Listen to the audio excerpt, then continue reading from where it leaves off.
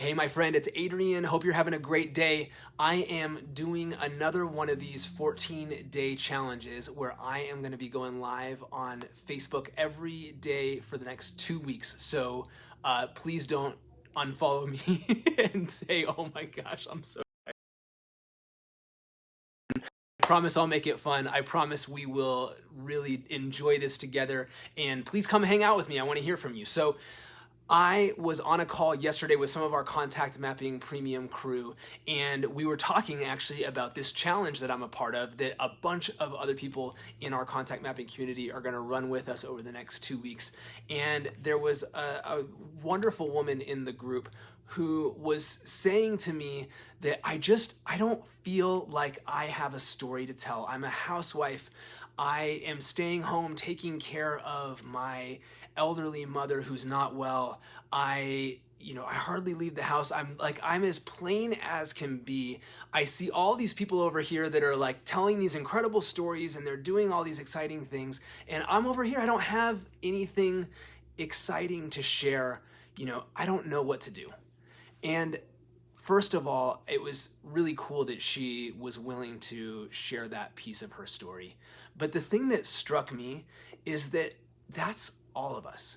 Every one of us at some point is telling ourselves the story that little old me, I don't have anything exciting. I don't have anything to offer. I'm watching these big influencers over here who are so powerful, who are so engaging, who have so much great stuff going on. And, I can't be like them. I'm just a housewife. I'm just a dad that has kids at home, and I don't have any hobbies because I don't have any time to have any hobbies. I don't do anything except hang out with my kids. Or, I'm just staying home with my mother and I'm looking after her. I'm just a teacher and I'm at school all day. I don't have time to do any of this stuff, or I don't have any exciting stuff happening in my life to share. And what I want to tell you, if that's you, if you're resonating with that story, first of all, if that resonates for you, just put me in the comments. I want to see if that feels like you. But that's all of us. That's a lie that we all tell ourselves, and it isn't true.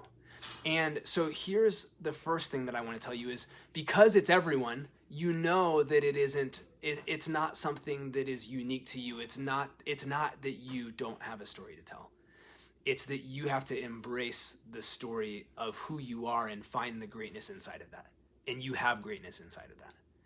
But the second thing that I want to share with you is something that I learned from a couple mentors of mine, Pete Vargas and Pat Quinn. And that is that in so many ways, what you think you need is this super powerful, incredible, life-transforming, crazy, zero to hero, lost 100 pounds, climbed Mount Everest, was a professional athlete, whatever story it is like that. But that's not true. That isn't true at all. And in fact, the truth is that while those stories are great and they're fun to hear, those stories are really hard to use in business, because for those people, not enough people identify with that story. And so they struggle. Wow, you're great. You're so cool. Wow, awesome. But they don't see themselves in your story. And what Pat Quinn taught me is that your job as a storyteller is to help as many people as possible to see themselves in your story. When you start to do that is when the magic really begins to happen. And so this woman yesterday, her story she was telling herself is, I'm a retired educator. I retired from working early because my mother has Alzheimer's. I hardly do anything. I'm just at home. I don't really have anything to offer. And what was so cool is what happened next on the call, because we started into this conversation. We had a conversation just like this, that you don't have a story that is not powerful. You have a story that matters. But all of a sudden, people go, well, oh my gosh, I can't believe that. I didn't know that about you. One of my parents has Alzheimer's too. I'm looking after an elderly parent. I'm really struggling with that. I'm so glad to know that you are in that same boat. We need to talk. And all of a sudden, all these connections and all of this amazing stuff started happening, where all these people said, I see myself in your story. I want to be a part of your story. And she was completely taken aback. And one person on the call literally started crying as they heard this story told, because she has this other person has a father who has early onset Alzheimer's, and she doesn't know what to do, and she's scared for her dad, and she is not in the position of having to take care of him full time, but she's really worried about what's going to happen to him.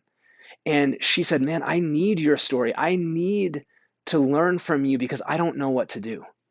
And so every one of us, however mundane you think your story right where you are, just who you are, has the power to move people and to attract the kind of people who need to learn from you and want to be a part of what you're up to. That's what I want to share with you today. And not only did I learn the power of those mundane stories. What's up, Austin Zuloff? Great to see you, man. What is so powerful is that you can learn some structure of how to tell your story in a way that's more powerful. You can learn how to use the pieces of your story that you might think are as plain Jane as it gets, and to bring people into your story more powerfully.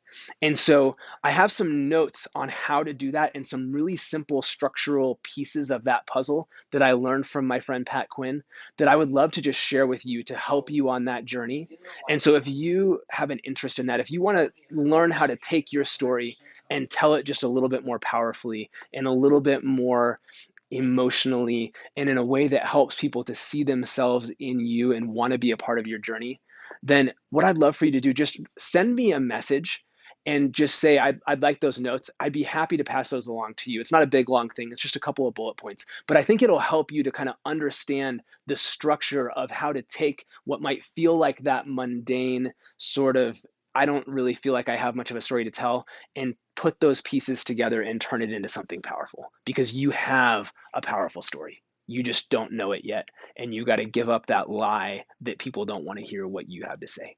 So I hope you found this helpful. Reach out to me if you want those notes. Be happy to share them with you. Love you. Sandra, thank you for watching. Austin, thank you. Tanya, great to see you. So fun having some folks jump on here.